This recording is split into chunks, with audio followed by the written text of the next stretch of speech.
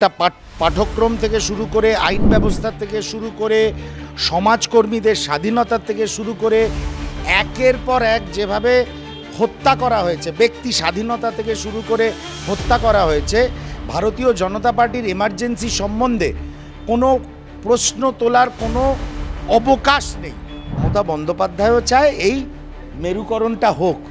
মমতা বন্দ্যোপাধ্যায়ও চায় মুসলমানরা একদিকে থাকবে, হিন্দুরা একদিকে থাকবে, আমি মুসলমানদের ভোট এনজয় করে ওই পকেট ভোটটা নিয়ে বিধানসভা নির্বাচন, লোকসভা নির্বাচনে ব্যাটিং করতে নামবো।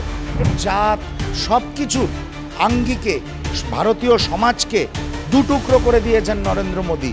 উনি বা ওনার দলের সংবিধান হত্যা দিবস পালন করার কোনো নৈতিক অধিকার আছে বলে আমি মনে করি। ভারতীয় সমাজকে হত্যা করেছে, ভারতীয় সংবিধানকে প্রতি মুহূর্তে পদদলিত করেছে, সংবিধানকে যেভাবে বদলে দেওয়ার চেষ্টা করছে নরেন্দ্র মোদী, ওনার ইন্দিরা গান্ধী বা এমার্জেন্সির সময় কি ঘটেছিল না ঘটেছিল এইসব নিয়ে আলোচনা করার মতন কোনো অবকাশ আছে বলে সেটা আরএসএস হোক, বিজেপি হোক, নরেন্দ্র মোদী হোক, আমি মনে করি না।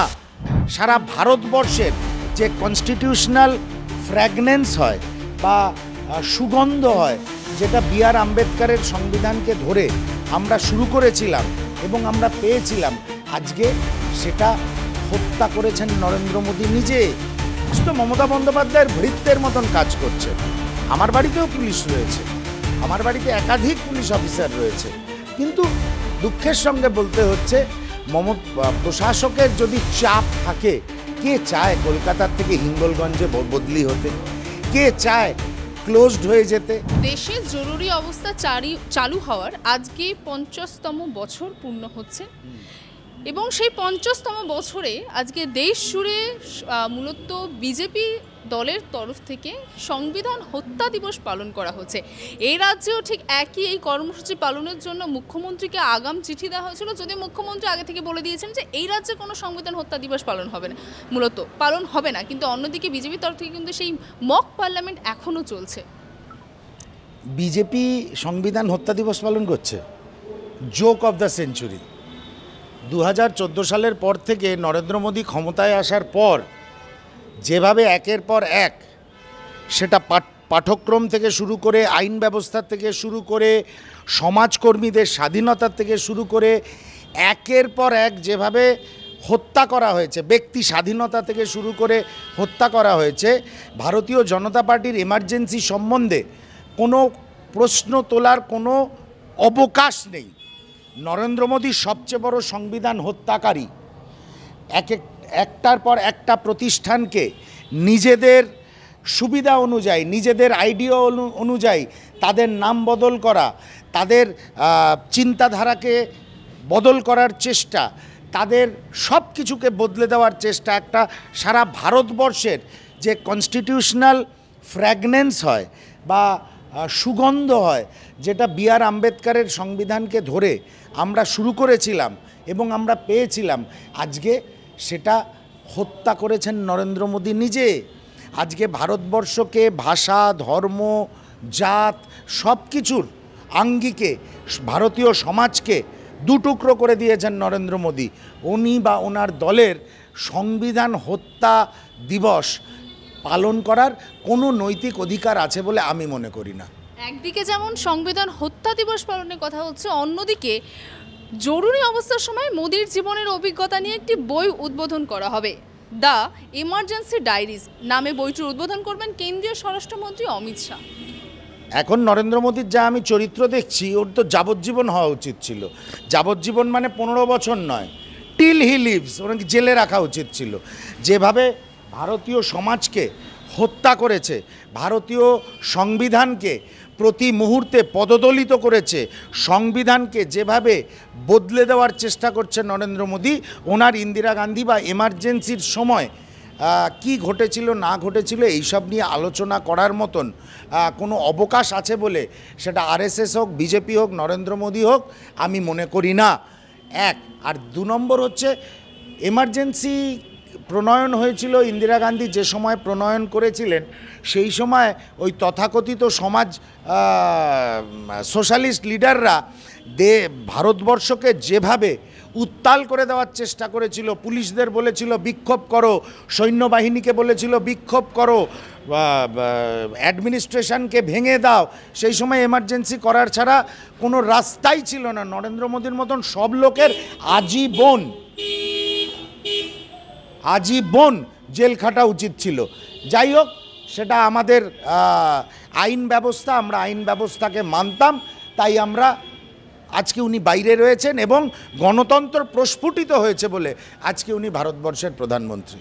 দাদা, একদিকে তো সংবিধান হত্যা দিবস পালন হচ্ছে, অন্যদিকে যদি একটু নজর দেব, ইতিমধ্যে কালীগঞ্জ উপনির্বাচনের ফলাফলের দিন যে মর্মান্তিক ঘটনা ঘটেছে, সেখানে দাঁড়িয়ে আমরা দেখলাম যে শেষ বিধানসভা যেদিন অধিবেশন ছিল, ঠিক সেই দিনেই ইসরায়েল, প্যালেস্টাইন, ইরান বিভিন্ন প্রসঙ্গে মুখ্যমন্ত্রী কথা বলেছেন, বক্তব্য রেখেছেন, কিন্তু 24 ঘন্টা আগে যে হিংসায় এক বালিকা মৃত হয়েছিল, সেই হিংসা নিয়ে না বিরোধী পক্ষ না মূলত শাসক দল কেউ কোনো রকম কোনো বক্তব্য রাখলেন না। অন্যদিকে একদম বিধানসভার বাইরে থেকে শুরু করে সমগ্র রাজ্য জুড়ে বাম কংগ্রেসের তরফ থেকে আমরা দেখলাম যে তাদের আন্দোলন চলছে, মিছিল চলছে। না, বাম কংগ্রেস আন্দোলন করবে, মিছিল করবে, নিহত আক্রান্ত তাদের পাশে থাকবে, এটাই খুব স্বাভাবিক ব্যাপার। আর মমতা বন্দ্যোপাধ্যায় তার পুলিশ এবং তার দলের অত্যাচারে বাংলার মানুষ, একটি শিশুকন্যা সহ তাদের জীবন বিপন্ন হবে, আর মমতা বন্দ্যোপাধ্যায় সেই নিয়ে কোনো কথা বলবেন না, বা বিধানসভায় ওনার দলের লোকেরা এই নিয়ে কোনো মন্তব্য করবেন না, এটাই স্বাভাবিক ব্যাপার। দেখুন, আমরা একটা 1,500 টাকার লক্ষ্মীর ভাণ্ডারের জন্যে একটা ফ্যাসিস্টকে নবান্নের 14 তলায় বসিয়ে রেখেছি। সেই দিন বাংলার মানুষ বুঝতে পারবেন, যেদিন বাংলার মানুষ দেখবেন যে আমার আগামী প্রজন্ম, আমার নিজের বাড়ির আগামী প্রজন্মের কাছে মাথার ছাদ, পেটের ভাত, চাকরি, কর্মসংস্থান কিছু নেই। আমরা এতদিন শুধুই খুশি ছিলাম 1,500 টাকার লক্ষ্মীর ভাণ্ডার আর একটা কন্যাশ্রীর সাইকেলে। যেদিন মানুষ বুঝতে পারবেন, সেই দিন হিড় করে সাধারণ মানুষই ওই নবান্ন 14 তলা থেকে এই ফ্যাসিস্ট রানীকে গণতান্ত্রিক প্রক্রিয়ায় টেনে হিজড়ের নিচে নামিয়ে আনবেন। কিন্তু বিধানসভায় তো দাদা এটা সবথেকে বড় প্রশ্ন হয়ে যায় যে কে কত বড় হিন্দু আর কে কত বড় মুসলিম।